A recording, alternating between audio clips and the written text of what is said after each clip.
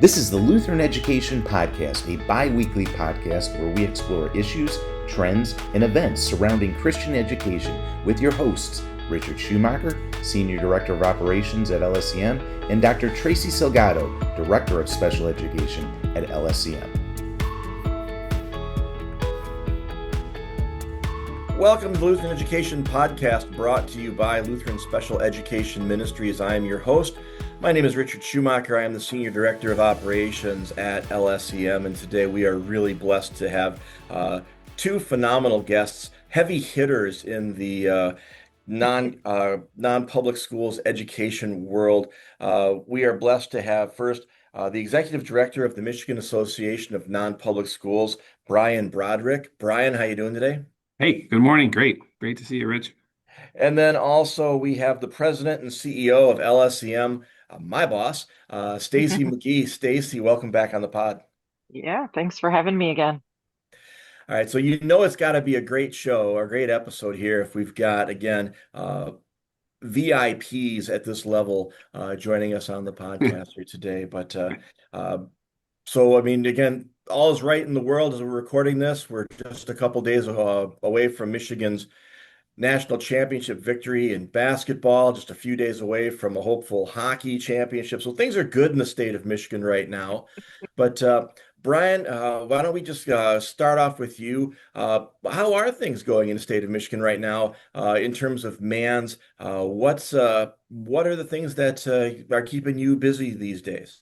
Well, we're in the midst of budget season here in Lansing, and so our efforts are focusing on the budget that was proposed by Governor Whitmer a few months ago. The legislature now is, when they come back in session, is going to be having hearings and taking up creating their own budgets. There are several items that we are looking to participate in this year, as we have in past years, including school safety funding, funding for the Michigan Meals Program, including non-public schools and a couple other items that we have been pushing for over the last several years. We had some success last year. We hope to have some more success this year as well in trying to get non-public schools included in areas where they should be permitted to participate in state funding, and still maintain within the confines of our state constitutional ban against aid to non-public schools. So that's where the bulk of our work has been going right now. We have a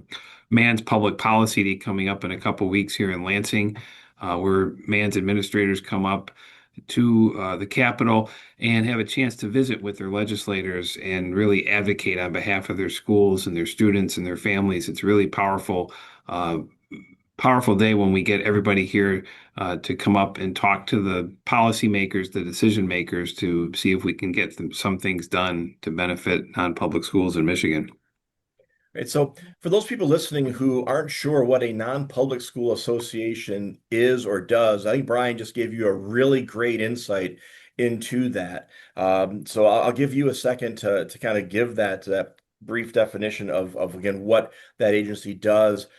What if you had to, again, in just a few short words, what does a non-public schools association do, and where and how many other states across the country have a group like MANS in their state? So across the country, out of the 50 states, there are about 35 to 38 statewide non-public school associations. They all look a little bit different.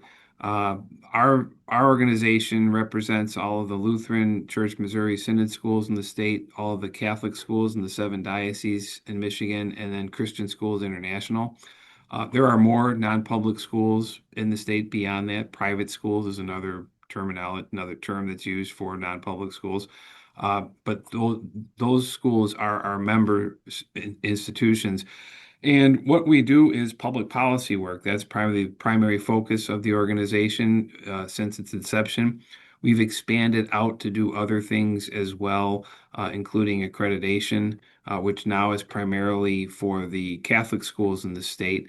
And then we also provide other services to the state, including to the schools, including professional development opportunities. So we do an administrators conference this fall. We're having a big conference in Grand Rapids called the Great Lakes Unity Conference, partnering with our friends with the Christian Education Association, uh, Christian Schools International, and the Diocese of Grand Rapids to put on a statewide teachers conference for professional development. Probably have upwards of 3,000 teachers and administrators present at that meeting in October. So that's kind of a snapshot of the things that we do. Our primary focus is on legislative matters and trying to access uh, benefits, funds, or just fairness and equity from the state legislature. And also, there's a federal component to it as well.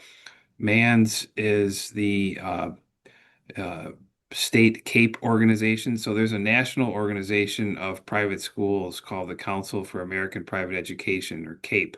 And every state that has an organization like MANS, so about 35 of the states have a state CAPE organization, which is sort of the collection of the non-public schools or private schools in those states that feed into the national organization. And so we get involved in federal issues as well.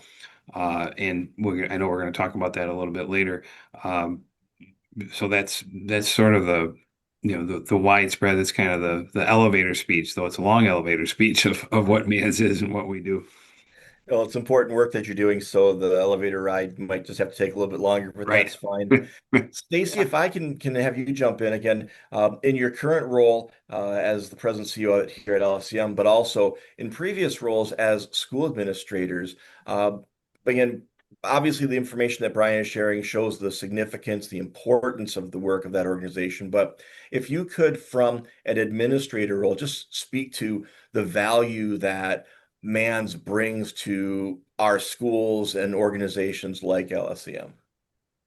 Yeah, I mean, I think that it's invaluable, not only, like you said, in my role as president CEO at LSEM, but previously as a Lutheran school principal. And just knowing that Brian and the work that they're doing in the man's office in Lansing is, they're just working hard on our behalf every single day.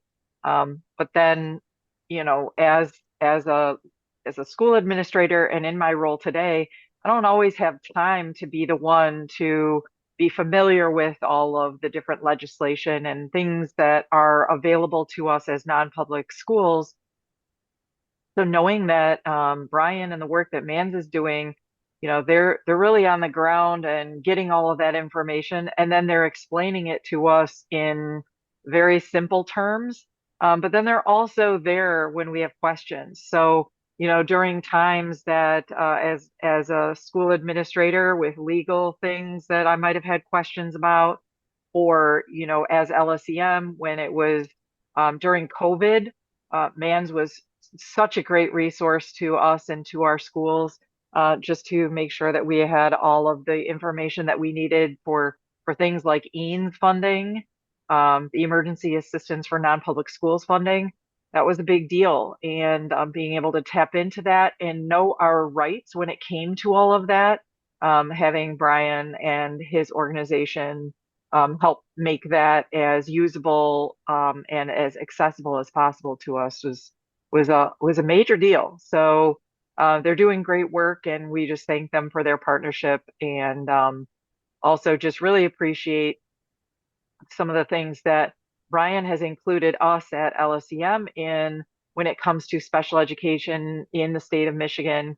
Most recently, Brian invited us to attend the symposium for special education in the state of Michigan. And so we were able to gather at that symposium. And one, it was just great that, Brian's invitation meant that I and Mindy English, our programs and services director, we got to attend that symposium.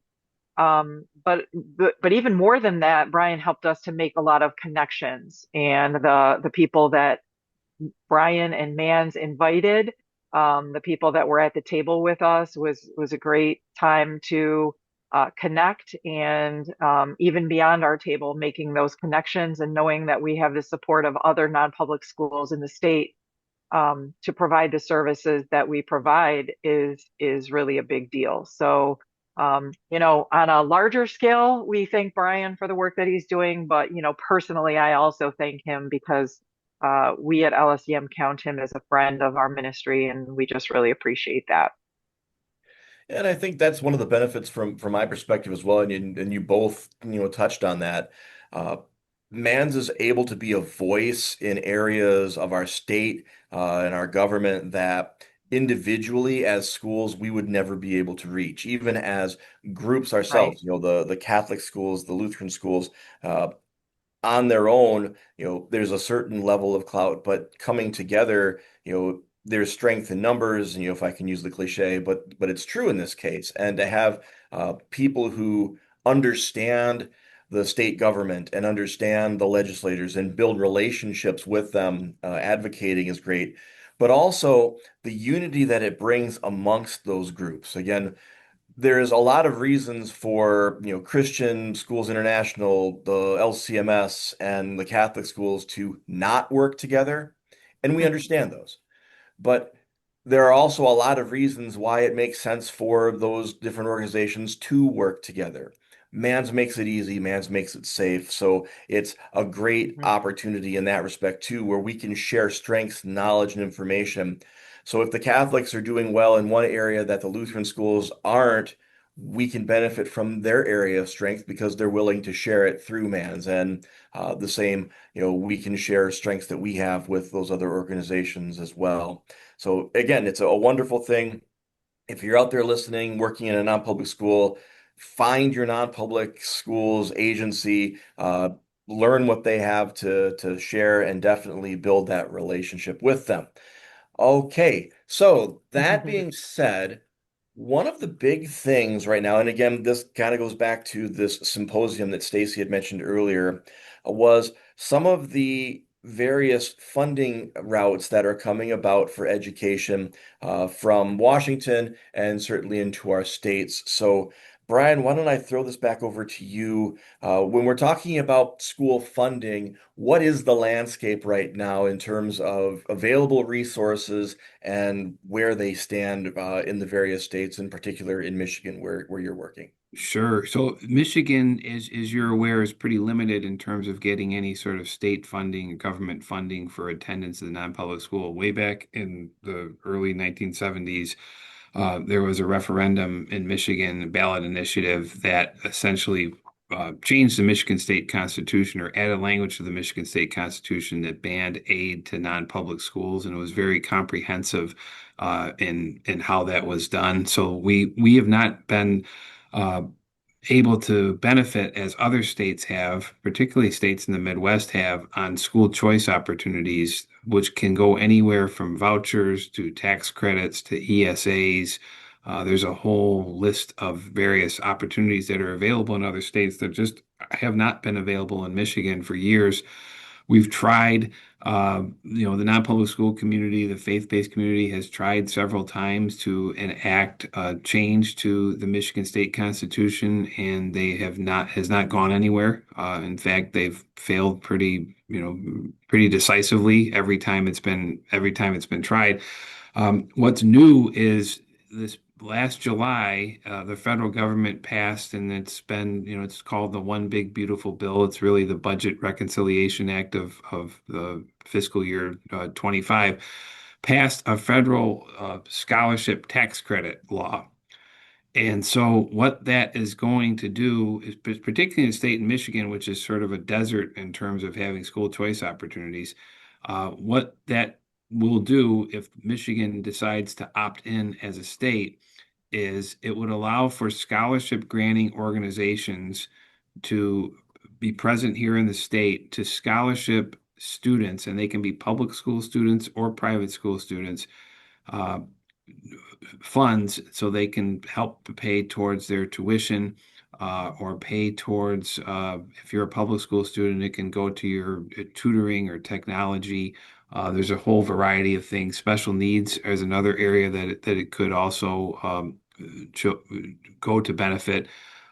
There's a lot of different opportunities that are out there for both in the private and the public sector. in terms of schooling and benefits. How it works is that individual donors could make a donation to a scholarship granting organization. They would get up to a $1,700 federal tax credit for any donation that they make to the SGO.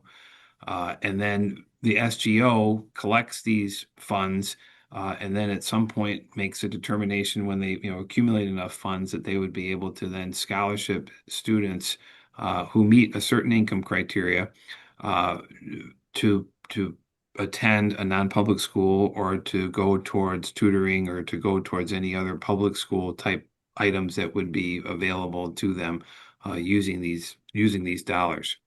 So it's a great opportunity. It's a federal scholarship tax credit. Many states have state scholarship tax credits. Indiana is one that comes to mind. Pennsylvania is another. This puts it on the federal level, which is really it's kind of a unique opportunity. It's been spoken about for a number of years, even prior to its passage in 2025. I think the former Secretary of Education, Betsy DeVos, sort of had and her team sort of developed this idea or concept several years ago. It was rolled out as a possibility here in Michigan as a state tax credit type program several years ago that didn't really go anywhere, it didn't take off, and it's been now put into federal law. And so we're anxious to see where it's going to go. The tax credit would be available for donors beginning the 2027. So when you went to file your taxes in 2028, you could claim up to $1,700 tax credit. All right, so the $1,700, that's per person. So married couple filing jointly could contribute up to 3,400. That is in question. I don't know that that's been necessarily determined. One of the things that we're waiting for is for the IRS to come up with the rules and regulations on what this is going to look like. That's the question is, can the married file jointly can you get a $3,400 one? I don't think that was the intent of of Congress when they scored how much this is going to cost. They did indicate that it's $1,700 per taxpayer. I've seen uh, some analyses of this that taxpayer is defined as either single or a joint. If you're filing jointly, you're considered a taxpayer. So Okay. there's some question as to whether or not it's 1,700 or 3,400. I think they're going to land at 1,700 because it's more cost effective that way than 3,400 when you start adding up what this could look like to the federal government budget. So I'll throw this question out for you, Brian, or for Stacy. Again, you're listening to Losing Education podcast, talking about the Education Freedom Tax Credit. I heard you say something in there about this being something that can be used for public school students as well. I mean, Yes. whenever you hear about these types of bills, the quick and immediate response is this is an attack on public schools. And this is designed to help non-publics to the detriment of public schools. But if these funds can be donated and contributed toward a public school student, where's the merit in that argument? What are the why are people saying that, and what would your response be to someone who's making that claim? Yeah, I don't think there's a lot of merit to the argument. What's puzzling is that the public school community really hasn't picked up on doing something like this. Many of the school districts, particularly the larger school districts in this state, have public school foundations that could easily spin off an arm of those organizations to create a scholarship granting organization and assist students uh, with whatever their educational needs are. I think the concern that has come out and why it's being spun as being, well, this is just a way to drain money from public schools or to drain students from public schools, is there's a fear that any sort of school choice opportunities, any concepts that would give parents opportunity to make decisions on behalf of their children and where they're going to go to school and not have it be dictated by what their zip code is an anathema to any public school folks. And so they are very concerned that students will leave the public schools and go to a private school. I don't think that's necessarily accurate. It hasn't played out that way in other states that have state tax credits. You're not going to you're going to see probably at the most in any state that has a school choice program, it's still hovering between 10 or 15% of the school-age children go to private schools. It doesn't dramatically increase. It just creates additional opportunities for parents. And in the end, we hope that any kind of school choice opportunities would help improve or lift the boats of everybody, right? If you have some competition in the marketplace, maybe the public schools could improve in some ways so that students wouldn't want to leave and there wouldn't be any sort of perceived benefit to leave to go to a private education. Yeah, I agree. I mean, that's healthy competition. And I think that, in any market, when you see healthy competition, everybody grows and is better. I think, I just want to point out the importance of remembering that this is a charitable giving program. It is not just public funding where funds are being diverted away from the public school. In fact, some of these funds could be used for public school students to use for after school enrichment programs or tutoring or, equipment that they would need for, career training, things like that. So, this isn't just saying we're taking money out of the state budget for that was supposed to be used for public schools and now we're diverting it to non-public school students potentially. This is a charitable giving as part of a tax credit, a federal tax credit. So the argument that this is going to take away funds from the public schools seems silly to me if you read the information about it. Right. And it seems to me that there's a lot of people who kind of get tired with the every couple of years, here comes the public school district again with another millage, trying to, Mm, get a tax increase to support or fund certain aspects.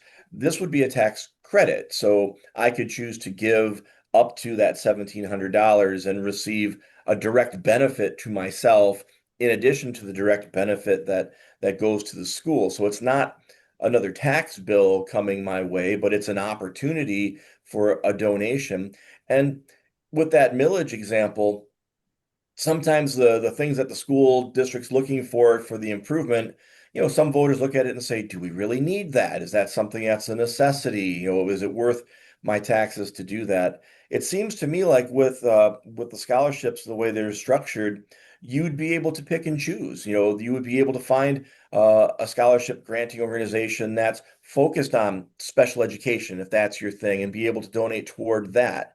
So it seems to me like it gives the average citizen more choice and more benefit while at the same time benefiting the schools and the students that they're hoping to receive that gift. Yeah, it does. Yeah, you can, as an individual donor, you can give to any scholarship granting organization that's been approved by the state.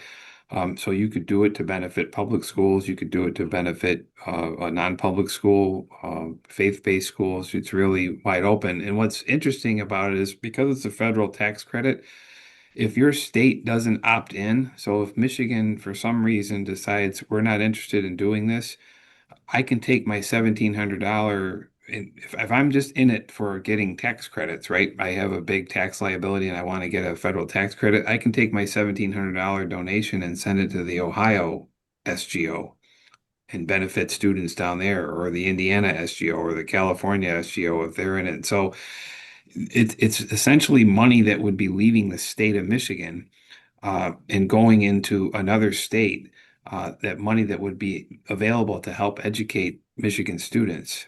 So mhm. there's a real incentive, I think, for the state of Michigan to opt in, if nothing else, than to say, hey, this is new money that's coming, that's potentially could come into the state, be part of our state education landscape.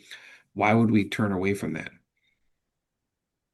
So, Stacy, with this sort of a structure, when it comes to an organization like LSCM, is there opportunity then for SGOs to, let's just assume that, Michigan opts in. Is there opportunities for within the state of Michigan an SGO to be established that focuses on special education within non-public schools? Or if Michigan doesn't opt in and LSEM is in multiple states, to work with SGOs in those states to support the schools and the students in those programs that have special needs specifically? Yeah, absolutely. And I know, we have good friends. Our good friend Scott Schumacher in Indiana runs the Indiana Lutheran Scholarship Granting Organization. We've spoken to others in different states. They're going to be general, just overall SGOs for this federal scholarship tax credit program. Many of them are already established in Indiana. They already have a state tax credit program, so they are, they're already working. This SGO is up and running, and they would be ready to hit the ground running as of January 1st, 27. So to be specifically speaking to a special education scholarship granting organization, yes, I don't think that it's out of the realm of possibility, but they have to be staffed and they have to be registered with the state that they're in. And, so there's a lot of legwork that goes into it. But I don't think it's outside of the realm of possibility, especially in those states where we have a strong presence or there are already existing SGOs that can help us navigate those waters because, this would be new to us, being that we're in the state of Michigan and this hasn't been a program that's been available to us until now from a federal level. In a lot of states, I know that Ohio does a scholarship granting program, and my husband graduated from a school in Ohio, and he gets all of their requests as an alumna, and he always says, like I would love to be able to give money back to that school, and he does, and he will, but there's no tax benefit to him because he's not in the state of Ohio. So, like Brian said, knowing that, if I have a grandchild in the state of Arizona and I would like to send my money to Arizona, then I will still get that tax credit under this FSTC. So, that's really helpful. The other thing is, from a special education standpoint, we are able to assist our schools in obtaining other title funding, but often title funding is connected to a specific diagnosis that a student has to officially legally have, or it is connected to income. It's an income-based assistance. And I think it's also important to note with this federal scholarship tax credit program that the income criteria that Brian was mentioning earlier is 300% of the gross median income. So that's going to cover the majority of students, which means that the income-based requirements aren't going to be the same as other potential, title funding or other state funding that's available. So, there's a lot of good reason for us to be in this arena and for us to be following it closely as Lutheran schools, generally speaking, but also from the special ed aspect as well. It's really good to note too, Stacy. I know when we went to that special ed symposium, and it was Mhm. at the Yeshiva Beth Yehuda, which is a Jewish school in Southfield, Oak Park area. The major takeaway from that was how severely underfunded special education is in the state of Michigan and really nationwide. Uh, and so this is an opportunity for additional resources to come in to help fill that gap. I mean, it's underfunded whether you're in a public school or if you're in a non-public school. The Mhm. state and the federal government just doesn't meet what's needed. So this is an opportunity in that area to be able to help, create a system that there's more additional funding to be able to serve students who have special needs. Mhm. So in looking at the SGOs then, uh, again, states where this is already kind of rolling out, and let me ask that question first then. Where are we at in terms of the number of states that are accepting the funds or rejecting the funds? What's kind of the landscape if you could give that in broad strokes?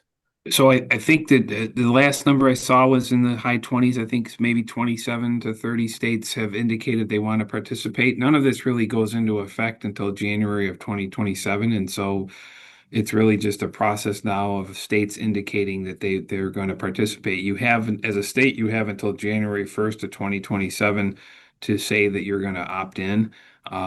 There's a little uh, kind of there's language in there that says January 1st or as soon as practical in the first year. I think there's a recognition that the many states, including Michigan, are going to have a change in governorship.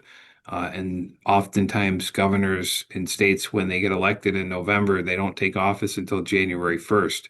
And some even don't take office until, January 10th or some other, point in time in January. So the January 1st deadline to opt in is a little bit fluid, but that's again part of the rules process that's going to be determined hopefully as soon as possible. But it looks like we're not going to hear anything until June, is the last I heard in terms of rules coming out.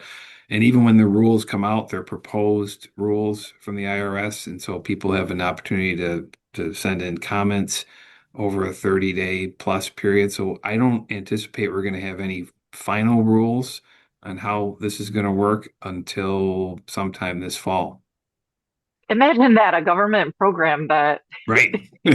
doesn't have all of the criteria in place Right. before they launch the program. Right. You can Yeah. feel free to cut that, Dave, if you want, But but that, I but just that's had to. it. But that's what really that makes it tricky, I think, in a lot of cases, and I think understandable for some states to say uh, we're not going to opt in right away because we don't really know what all the rules are going to be. And so Right.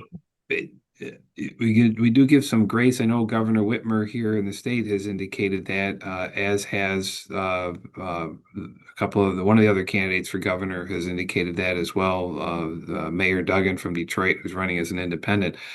All the Republican candidates here in Michigan have all said they're going to opt in. I don't the rules I guess doesn't impact their decision because they are all proponents of school choice to some degree or another. So the rule making process is really going to drive a lot of what this looks like here in Michigan and really throughout the country. Well, now I have a Dave, question too about the opt-in because I think I read somewhere that I think it was Idaho where they said that they would requ the Idaho bill would require the state to opt in to the program every year. So is this an opt-in and we're in forever? Is it a we if we don't opt in now, we're forever out? Do we It's know anything about that? my understanding is you opt in annually, so you'd have to opt in January 1st every year. You would Okay. indicate that you're going to opt Okay. in. So you have So an opportunity, Michigan, right? okay. So if we opt out initially, we would still have that opportunity in the Correct. years to come. Okay. That's right. And you don't necessarily, and you don't opt out. I mean, you just say there's no provision to opt out. You just basically ignore it or not opt Right. in.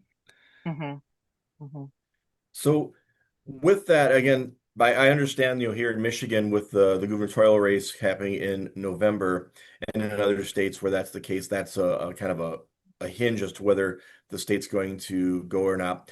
Is this simply the governor's office who decides whether Michigan or these other states are going to do this or not? Is there a legislative vote? Is it different in every state? How does that part I work? think most states it's the governor's option. I think that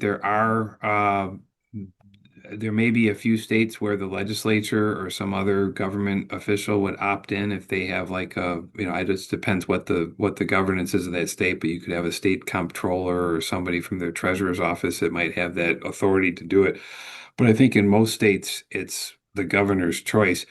There have been states that have passed legislation like Kentucky did, saying that our governor will opt in. The governor vetoes that in Kentucky, and then they override the veto. So there are ways to do it, I think, legislatively, but you would probably need some sort of a supermajority to do something like that legislatively, which would be virtually impossible here in Michigan, since we're so close in terms of the partisan breakdown of the House and Senate. Yeah, definitely a purple state's going to have a struggle with being able to Right, approve or something like that. right. Um, All right, I think this is a good time to take a quick break, and get our commercial in here, and then we'll come back and talk a little bit more about the tax credit. Dave, our producer, I'm just going to throw this note out here to definitely keep what Stacy said earlier in the podcast, if for no other reason. I'm still dealing with the PTSD from the Eames funding, so I rally behind her words there in that. So we'll leave that in if it's good, but. Anyway, we'll come back and continue the conversation with Brian Broderick and Stacy McGhee in just a moment. You're listening to the Lutheran Education Podcast, brought to you by Lutheran Special Education Ministries. Are you looking for a way to enjoy a great day of golf while making a meaningful impact on the lives of kids? Then don't miss the 2026 LSEM Benefit Golf Outing. This year's event is being held on Friday, June 19th at the Stonebridge Golf Club in Ann Arbor, Michigan. Hosted by Lutheran Special Education Ministries, this event supports students with diverse learning needs through Christ-centered education. Since 1873, LSEM has worked to meet the needs of students with learning challenges. Today, LSEM partners with schools, churches, and families across the country with the mission of helping every child learn, grow, and succeed. This outing is more than just a round of golf. It's a chance to come together as a community and support the work being done by LSEM's amazing teachers as they serve the next generation of our church and our world.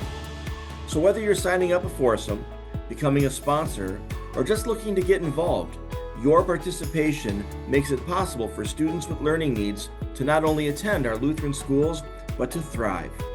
So join us on June the 19th for a day of fun and fellowship on the links. To register or to learn more, visit luthsped.org/golf. That's luthsped.org/golf, and help open doors for our students one swing at a time. And welcome back to the Lutheran Education Podcast, brought to you by Lutheran Special Education Ministries. We are continuing our conversation this morning with Brian Broderick, the Executive Director of the Michigan Association of Non-Public Schools, and Stacy McGhee, the President and CEO of Lutheran Special Education Ministries.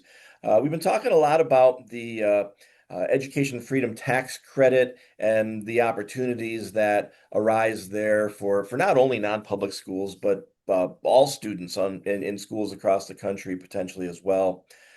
One of the things about the tax credits is the donations have to be made to a scholarship granting organization, or an SGO as they are called. Now, Brian, Stacy, I don't know about you, but $1,700 is not an insignificant amount of money for me. And if I'm going to send $1,700 to an entity, I'm going to want to make sure that A, that entity is reputable, and B, my funds are going to go where I want them to go. So establishing SGOs is got to be an important process in all of this. What do you see as being the important piece moving forward with these? And in Michigan, as this legislation potentially becomes a reality, how will Michigan go about establishing SGOs that folks can trust?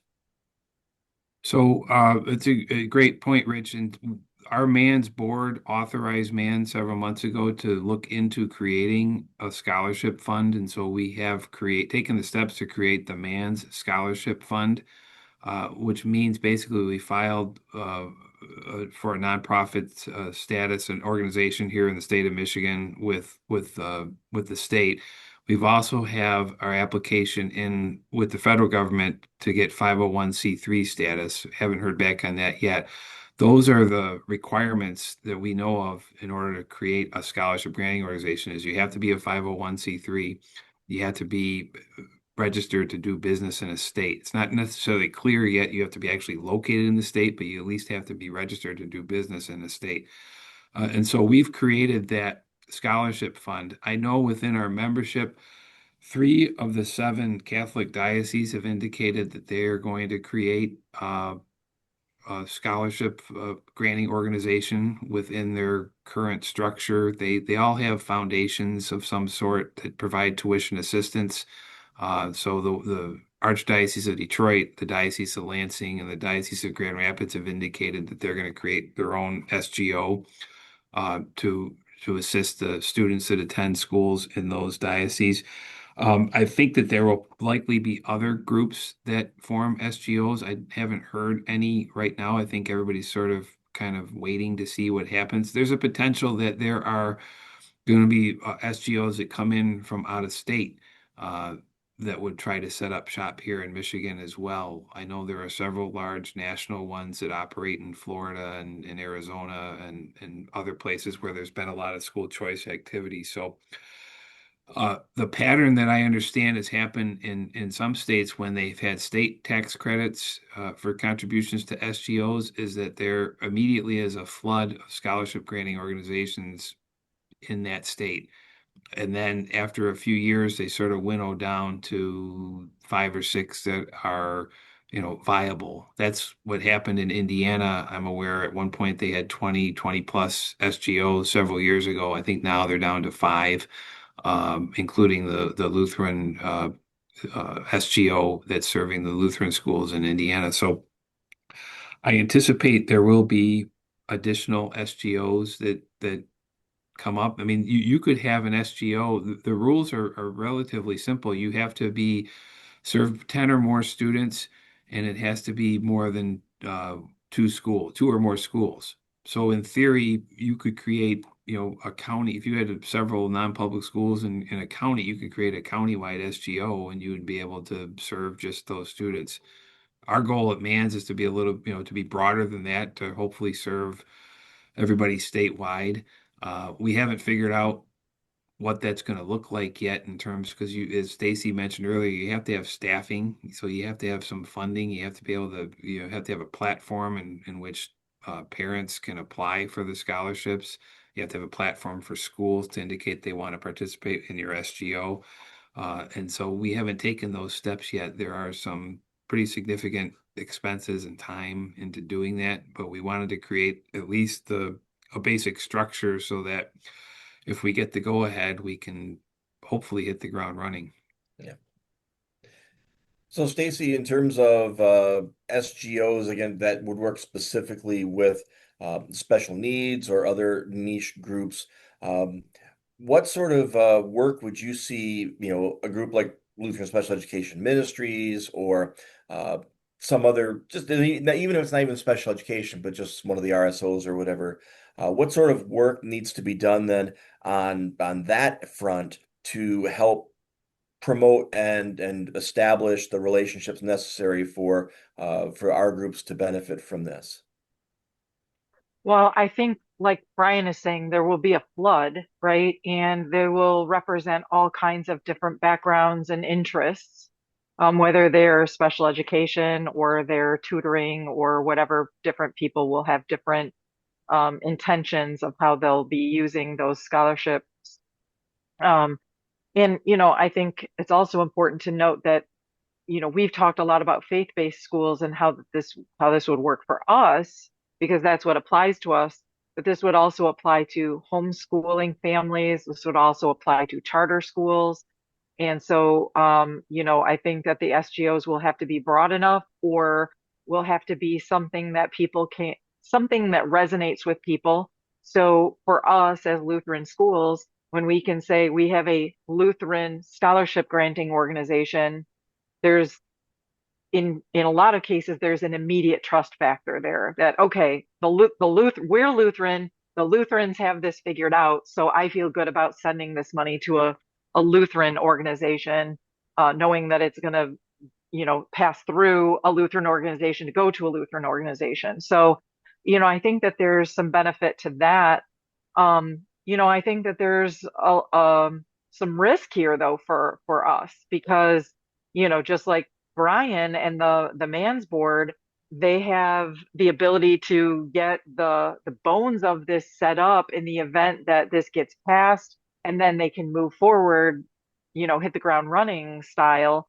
But there are others of us that are, especially here in the state of Michigan, if you're an organization that supports Michigan organizations only, there may be some hesitance to say, we're not going to apply for the 501(c)(3) status. We're not going to hire the staff. We're not going to do all the work only to find out January 1st that the new governor is not going to opt in.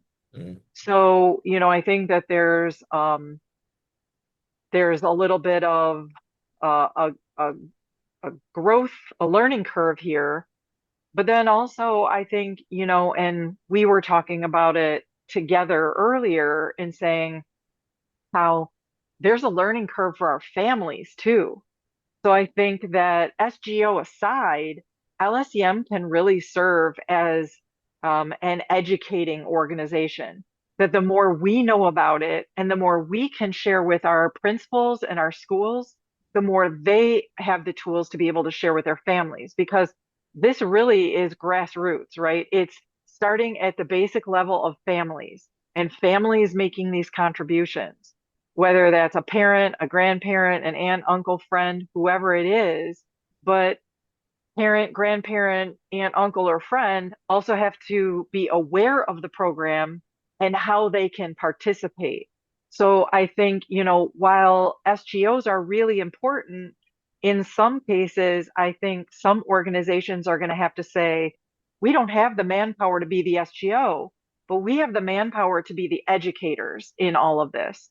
But in order for us to do that, we are going to have to stay on the front lines of this. We're going to have to stay in partnership with MANS and our other non-public associations in other states to be able to say, how can we help you educate your families? There are fact sheets out there. There's a lot of information, but none of it is completely final, especially as Brian mentioned earlier, when we're waiting on guidance from the IRS and different rules that come out. We're just all in a waiting pattern, and we've been here before. We did this with EANS. We've done this with, ERC funding and all the different kinds of funding that we went through with COVID. There's a little bit of PTSD left with this. And I think, we're all wanting to make sure, at least at LSEM, we want to make sure that we're as well educated on the points of this as possible so that we can share those out to our schools and our congregations. Now, to make this more Michigan centric for just a moment, uh, obviously, the situation in the state of Michigan is this decision is going to get made by the newly elected governor in November. Current governor has said she's going to hold off and let that process play out. Are we seeing many of these candidates as they're out campaigning talking about this topic? I know there's a lot of other issues and topics that candidates want to speak to on a day-to-day basis, but is this something that's getting out there, or is this something that we as voters in the state need to be more proactive in asking the questions and asking the candidates to speak more on it? Because not just to say, yes, I'm in or no, I'm out, but to say, I understand what this is, and to tell the people who are following them in their races what this is so they can make a decision that makes the most sense. Yeah, I think so. I think it's really imperative for Michigan voters to be more vocal about this if they have an interest in it. The question's been asked. The media has asked the question to all the candidates. The Republican candidates have all come out, whether they're asked or not, say they're going to support it. Governor Whitmer has been asked and said that she's looking and waiting for the rules to come out. I don't know where the Democrat candidates are. I don't know if they've been directly asked or not. And then I know that Mayor Duggan, who's running as an independent, has taken the same position of we're going to wait and see what the rules come out and see how this could benefit, Michigan students. So, part of the cadence of it is, even if a governor came out, if Governor Whitmer tomorrow said, I'm not interested in doing this, we're not going to participate. I don't know if that would really matter a lot because she's not going to be the governor January 1st. If she came out and said, we're going to support it, it's helpful, I think, because it gives some, guidance to other governor candidates, at least where she stands or the current administration stands. But I think asking the question of the candidates for governor is important, and hopefully it can bubble up more than just media report, education reporters asking the question, and that if any of the candidates come to local communities and are hosting, a fundraiser or hosting town halls, that question get asked and sort of hold the feet to the fire. So both you and Stacy have mentioned this importance of getting the word out. What do you guys think are the best ways for our churches, our schools, our leaders, our members, just our entire community to do that? You've mentioned talk to the candidates specifically, but what other ways can we do a better job of just raising awareness in this case? Any sort of meetings that you can put together in your community or your schools or churches are important. We've been trying to put out something weekly in our man's update to administrators, something on the topic, whether it's just a news article or somebody wrote about it, fact sheets, those kind of things. But I think getting people in a room together or in a church together, even if it's for a 15 or 20-minute session and you have other things to talk about as well, is really important. We're happy, and I've shared this with folks, in the man's community. If you're doing something like that and we can make it, invite us out and we'll come out and Mhm. talk about it to a group of people. We're happy to talk about it and what it potentially could mean for families and for students in Michigan. But that conversation, I think, needs to begin taking place and bubbling up so that we have a real grassroots approach to how this could potentially work. Yeah, I think, Brian, that's a really good point. And the education portion of this is super important. I'm a really big believer in making sure that people have the talking points and that they know what they're going to be up against when they have these talking points in kind of like an apologetics kind of way, right? Right. Where we train people to know that people are going to make these points and they're going to say these things, and here's what you can say to defend how you think about this. In terms of the FSTC and this whole program, do you think that this is just states that are opting in versus the ones who are choosing to not opt in?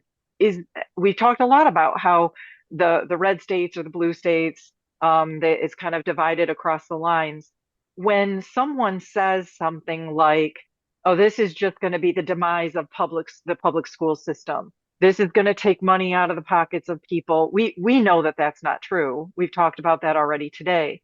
Right. But what do you think, is an important point for our listeners to hear, whether it's in Michigan or any state that hasn't already opted in, when people have these arguments, or the question is asked, why wouldn't someone opt in?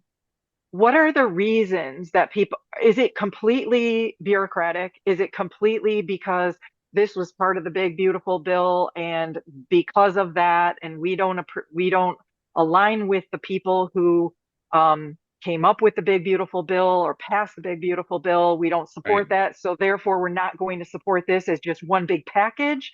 Or are there very specific points that we can give our people to say, they're going to say these things?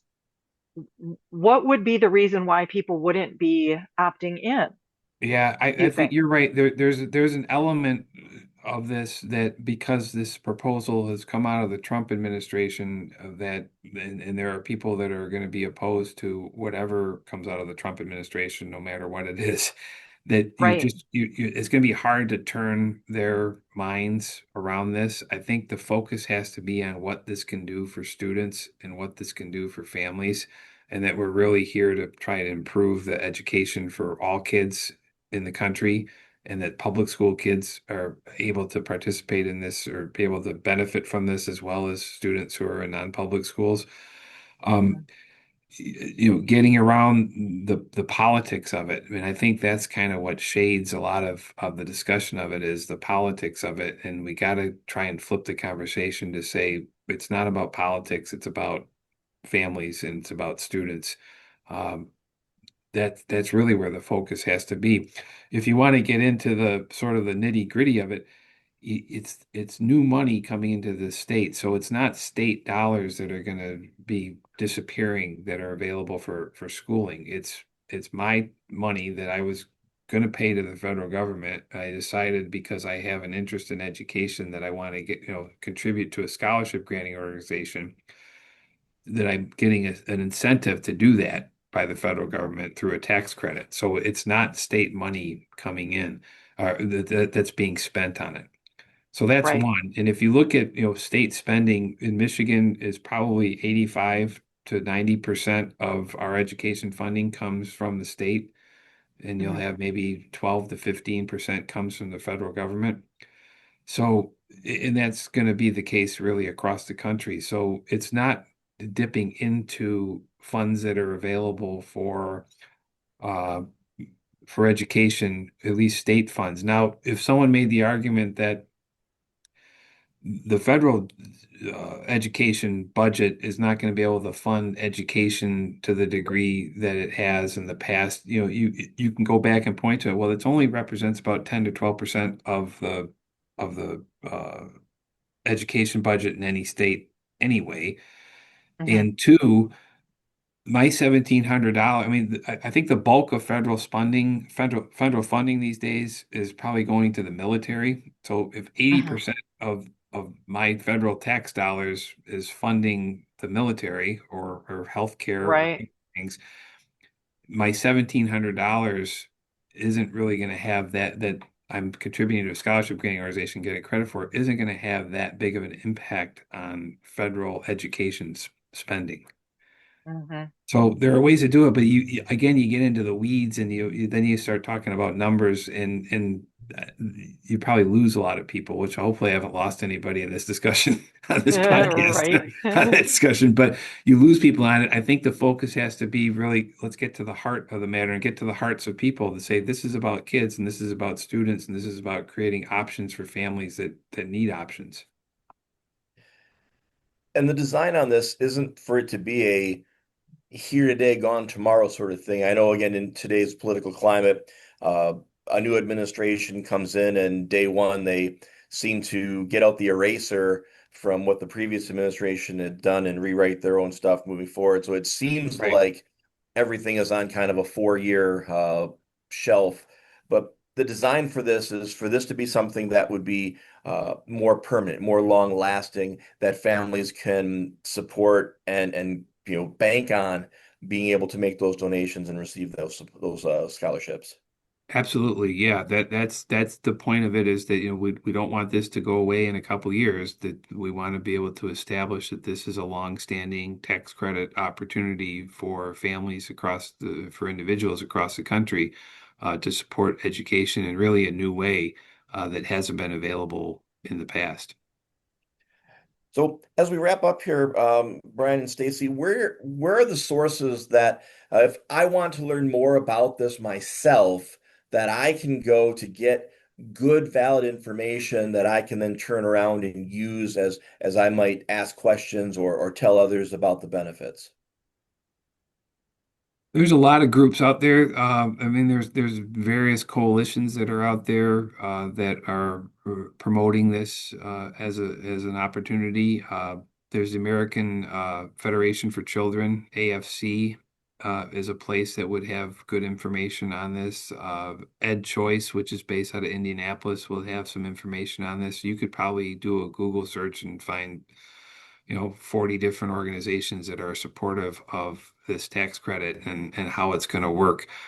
MANS, we hope, will be a resource for everybody within Michigan, as we continue to share out information on what's happening at the federal level and what's happening here in the state. Uh, and that's another resource, and you're welcome to contact MANS if you want to be part of our communication network. I think we could, add folks uh, to our newsletter, weekly newsletter. What's the best way for someone listening to this podcast to make that connection with bands? So I would say just you can look us up on the web at mans.org. It's m-a-n-s.org. So it's not the easiest thing to type out. My Hmm. email address is bbroderick, so BBRODERICK at that same domain, m-a-n-s.org.